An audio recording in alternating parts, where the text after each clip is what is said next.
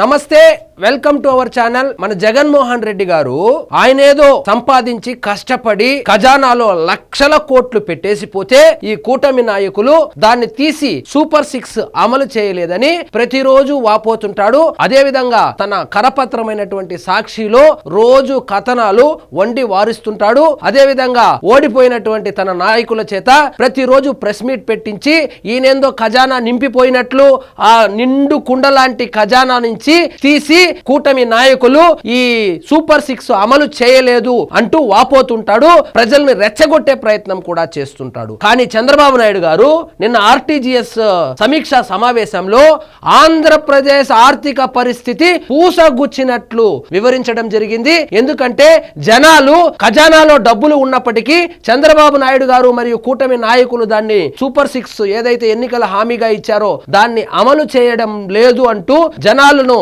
తప్పుదోవ పట్టిస్తున్నటువంటి జగన్మోహన్ రెడ్డి గారి మాయలో పడకూడదని మొత్తం వివరంగా వివరించడం జరిగింది. ప్రభుత్వం వద్ద డబ్బులున్నా ఇవ్వడం లేదని, హామీలు అమలు చేయడం లేదని కొందరు అనుకుంటున్నారు.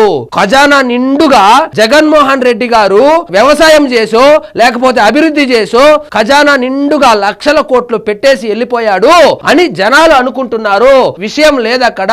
ఖజానాను సర్వం నాకేసి ఖాళీ చేసేసి లూటీ చేసేసి ఘోరాతి ఘోరంగా ఓడిపోయి రాష్ట్రంలో కూడా లేకుండా ఇప్పుడు పక్క రాష్ట్రంలో తలదాచుకుంటున్నాడు.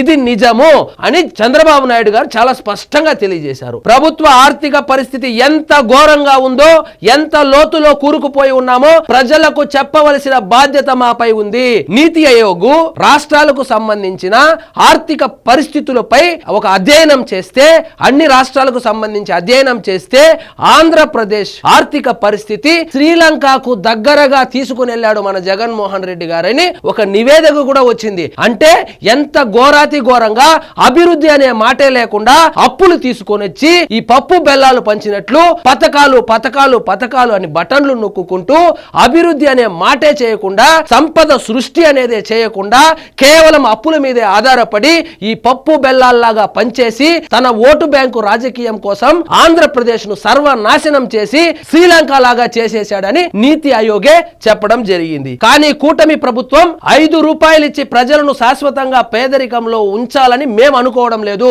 ఈ పప్పు బెల్లాలు ఇచ్చి 5 రూపాయల స్కీములు ఇచ్చి పేదరికంలో మేము ఉంచదలుచుకోలేదు. మిమ్మల్ని పేదరికం నుంచి బయటకు తీసుకొని రావడానికే ప్రణాళికలు రచిస్తున్నాము. సంపద సృష్టి కోసం మేము ప్రయత్నం చేస్తున్నాము. మీరనుకున్నట్టు ఖజానాలో ఫుల్లుగా ఉండి ఇవ్వలేకపోవడం కాదు. ఖజానాని సర్వం నాకేశాడు. ఖజానాలో ఏమీ లేదు. వచ్చే ఆదాయం కూడా జగన్మోహన్ రెడ్డి గారు చేసిపోయినటువంటి అప్పులు కట్టడానికే నానా అవస్థలు పడుతున్నాము. వృద్ధాప్య పెన్షన్ కానీ 4,000 రూపాయలు ఇస్తున్నారు కదా పెన్షన్లు, దానికి జీతాలకు కూడా మన ఆదాయం సరిపోవడం లేదు. మరి జగన్మోహన్ రెడ్డి గారు లాగా కేంద్రం ఇచ్చేటువంటి నిధులు ఏదో పోలవరంకి ఇచ్చిందో, లేదా అమరావతికి ఇచ్చిందో, లేకపోతే స్టీల్ ప్లాంట్ కి ఇచ్చిందో, ఈ నిధులు ఏదైతే ఉన్నాయో వాటిని డైవర్ట్ చేసి సూపర్ 6 మేము అమలు చేయాలనుకోవడం లేదు. కానీ జగన్మోహన్ రెడ్డి గారు ఏం చేశారు? ఏం డబ్బులు వచ్చినా తీసుకురావడం, ఖజానాలో వేసుకోవడం, బటన్లు నొక్కడం. రోడ్లకు డబ్బులు ఇస్తే ఖజానాలో వేసుకోవడం, బటన్లు నొక్కడం, రోడ్లను గాలికి వదిలేయడం. పోలవరంకు డబ్బులు ఇస్తే ఖజానాలో వేసుకోవడం, బటన్లు నొక్కడం, ఓటు బ్యాంకు పెంచుకోవడం, పోలవరాన్ని గాలికి వదిలేయడం. విద్యా సంస్థలకు డబ్బులు ఇస్తే ఖజానాలో వేసుకోవడం, బటన్లు నొక్కడం, ఓటు బ్యాంకుగా మార్చుకోవడం, మరియు విద్యా సంస్థలను గాలికి వదిలేయడం. పంచాయతీ రాజుకు నిధులు ఇస్తే పంచాయతీ రాజు కోసము, గ్రామీణాభివృద్ధి కోసం వాడకుండా దాన్ని నిధులు మళ్లించి పథకాల కోసం, తన ఓటు బ్యాంకు రాజకీయాల కోసం బటన్లు నొక్కడం. ఇలా ఏ డబ్బులు వచ్చినా ఖజానాలో వేసుకుని బటన్లు నొక్కుంటూ ఆయన దిక్కుమాలినటువంటి పాలసీల వలన ఆయన అధికారంలోకి రావడానికి కోసము 9 నవరత్నాలు ఏదో పెట్టుకొని ఆ నవరత్నాలను మాత్రము అది కూడా వాళ్ళ క్యాడర్ పేర్లు రాసుకొని నొక్కుంటూ రాష్ట్రం యొక్క ఆర్థిక పరిస్థితిని సర్వనాశనం చేసేశాడు.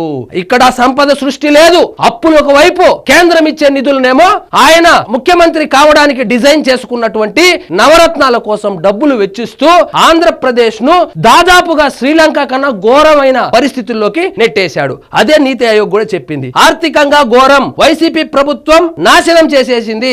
ఆంధ్రప్రదేశ్ ను వైసీపీ ప్రభుత్వం నాశనం చేసేసింది. తల తాకట్టు పెట్టైనా హామీలు నెరవేరుస్తాం. కానీ ఖజానాలో డబ్బులు లేనప్పటికీ, అప్పుల పాలైపోయినప్పటికీ అభివృద్ధి అనేది పక్కన పెట్టకుండా అభివృద్ధి మీద దృష్టి పెడుతూ మేమేదైతే ఇచ్చామో ఇచ్చామో సూపర్ 6 హామీలను ఖచ్చితంగా నా తల తాకట్టు పెట్టైనా నేను నెరవేరుస్తాను, కొంచెం సమయం ఇవ్వండి.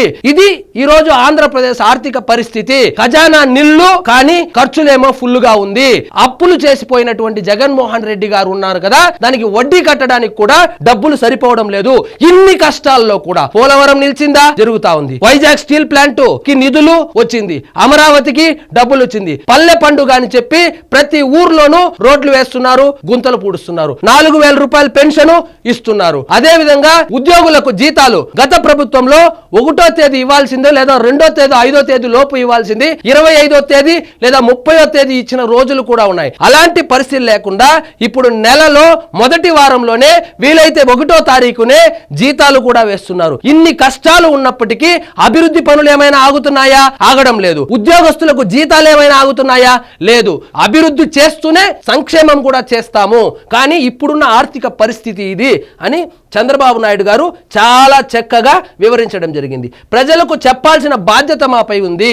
లేదంటే మీరు జగన్మోహన్ రెడ్డి గారి మాయలో పడిపోయి, సాక్షి మాయలో పడిపోయి డబ్బులున్నా కూడా ఇవ్వడం లేదనేసి అనుకునే ప్రమాదం ఉంది. కానీ అది నిజం కాదు. ఆర్థిక పరిస్థితి చాలా ఘోరాతి ఘోరంగా ఉంది. ప్రాజెక్టులకు కేంద్రం ఇచ్చే నిధులను మళ్లించలేం. నేను జగన్మోహన్ రెడ్డి లాగా ఏ డబ్బులు ఇచ్చినా దాన్ని తీసుకొని వచ్చి పథకాలకు ఇవ్వలేను. అభివృద్ధి అభివృద్ధే, సంక్షేమం సంక్షేమమే. సంక్షేమం కూడా నా తల తాకట్టు పెట్టైనా నేను ఇచ్చినటువంటి 6 సూపర్ 6 ఏదైతే ఉందో దానిని ఖచ్చితంగా నెరవేరుస్తాను. ఇప్పుడు ప్రస్తుతానికి ఆదాయం ఏ విధంగా పెంచుకోవాలనే దీని మీద దృష్టి పెట్టి ఆ విధంగా ముందుకెళ్తున్నాము. అభివృద్ధి చేయాలి, సంక్షేమము చూసుకోవాలి, ఆదాయం పెంచే మార్గాలను అన్వేషిస్తున్నాము. సూపర్ 6 100% అమలు చేయడం కోసము మనకు నిధులు ఏదైతే కావాలనో ఆదాయం పెంచితేనే నిధులు వస్తాయి. కాబట్టి నేను ఖచ్చితంగా ఆదాయం పెంచే మార్గాలను అన్వేషిస్తున్నాను. ప్రజలను శాశ్వతంగా పేదరికంలో ఉంచాలనుకోవడం లేదు. ప్రజలను ఈ పథకాలకు ఆశపడేలాగా పేదరికంలో నేను ఉంచదలుచుకోలేదు. మన కూటమి ప్రభుత్వము రాబోయే 5 సంవత్సరాల్లో ఖచ్చితంగా పేదరికం నుంచి బయట వేసేదానికి మేము ప్రయత్నం చేస్తాము. అదే విధంగా మేము ముందుకెళ్తున్నాము. పీపుల్స్ ఫస్ట్ పథకాలపై లబ్ధిదారుల మాటే ఫైనల్. గుడి బడి మాల్స్, అన్న క్యాంటీన్లు, కూడళ్లలో ప్రజాభిప్రాయ సేకరణ. దీని మీద ఈ 7 నెలలకు సంబంధించి పరిపాలన ఏ విధంగా ఉంది అంటే, ప్రజాభిప్రాయాన్ని సేకరిస్తే పెన్షన్లపై 90.20% సంతృప్తి. ఈ 4,000 రూపాయలు పెన్షన్ ఏదైతే ఇస్తున్నారో దాని మీద దాదాపు 90% మంది ప్రజలు సంతృప్తిని వ్యక్తం చేశారు. ఉచిత ఇసుక పైన కూడా 78% వరకు సంతృప్తిని వ్యక్తం చేశారు. కాబట్టి మా పరిపాలన మీద మేము ఎప్పటికప్పుడు ప్రజాభిప్రాయము సేకరించి దాని ద్వారానే ముందుకెళ్తున్నాము. కాబట్టి పథకాల గురించి ఆందోళన అవసరం లేదు. ఆదాయం పెంచే మార్గాలను అన్వేషిస్తున్నాము. ఒక్కసారిగా కొంచెం ఆదాయం పెరిగిన తర్వాత ఖచ్చితంగా సూపర్ 6 ఏదైతే ఎన్నికల హామీగా ఇచ్చామో అన్ని మేము అమలు చేయడానికి మేము సిద్ధంగా ఉండండి. నన్ను నమ్మండి. జగన్మోహన్ రెడ్డి గారు చెప్పినట్లు ఖజానా ఏమి ఫుల్లుగా లేదు, ఖజానాలో డబ్బులు ఉన్నప్పటికీ ఆ పథకాలు అమలు చేయడం లేదు అనే మాట అవాస్తవము. ఇది మన పరిస్థితి. దగ్గర శ్రీలంక దగ్గరికి తీసుకొని వెళ్ళిపోయాడు. ఈసారి కూడా గెలిచింటే శ్రీలంకను కూడా మించిపోయి ఉంటాడు. ప్రజలు మేలుకొని జగన్మోహన్ రెడ్డికి కనీసం ప్రతిపక్ష హోదా కూడా ఇవ్వలేనందువలన అట్లీస్ట్ మనము కనీసం ఇప్పుడైనా మేలుకొని అభివృద్ధి వైపుకు వెళ్తున్నామని చంద్రబాబు నాయుడు గారు సమీక్షా సమావేశంలో తెలియజేశారు. ఇక నేను ఫైనల్ గా నేను చెప్పేది ఏంటంటే, జగన్మోహన్ రెడ్డి గారు ఏదో 100 కోట్లు 1,00,000 కోట్లు ఖజానాలో పెట్టిపోయాడు. కానీ వీళ్ళు కూటమి ప్రభుత్వము ఇప్పటి వరకు సూపర్ 6 లో అన్ని హామీలను నెరవేర్చడం లేదు అని ఏదైతే చెబుతున్నారో అది అవాస్తవము. అక్కడ ఖజానాలో నిల్లు నాకేశాడు. రాష్ట్రాన్ని సర్వం నాకేసి రోడ్ల పాలు చేసేసి ప్రతిపక్ష హోదా కూడా కోల్పోయి ఇప్పుడు పక్క రాష్ట్రంలో సేద తీరుతున్నాడు. ఇదండి ఈరోజు మన టాపిక్. మీకు ఈ వీడియో నచ్చినట్లయితే లైక్ చేయండి, షేర్ చేయండి. ఛానల్ మాత్రం సబ్స్క్రైబ్ చేసుకోవడం మర్చిపోవద్దు.